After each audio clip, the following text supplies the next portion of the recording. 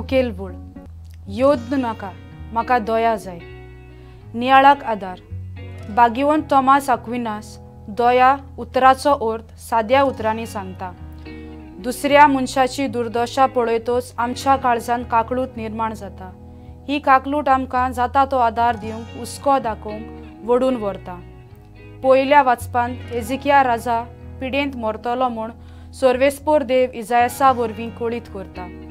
तेन्ना हेजिकिया देवाक मागणें करता आनी दुकानी रडटा। देव ताचें मागणें आयकता आनी ताची दया करता, ताचें अविस्वाशीपण बक्षिता आनी ताका पिडेंतलो बरो करता। स्तोत्रान हेजिकिया आपूण पिडेंतलो बरो जालो आनी देवान आपली दया केली म्हूण तो देवाक दिनवासता।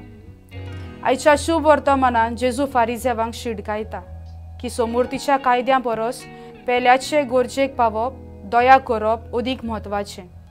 आपूण संवसाराचोय दोनी म्हूण फारिजेवांक जबाब दिता आनी धर्म कितें तो तांकां दाखोळ करता। देवान दिल्ल्या सगळ्या कायद्यांचेर आपल्याक अधिकार आसा म्हूण सांगता। आपूण देवाचो पूत म्हूण दाखोळ करता। जेजू म्हणटा दया म्हणल्यार भोगसणें, पूण पवित्र पुस्तक सांगता दया म्हणल्यार भोगसणें आनी माफी। दयाळ ती सुभागी, देव तांची दया करतलो।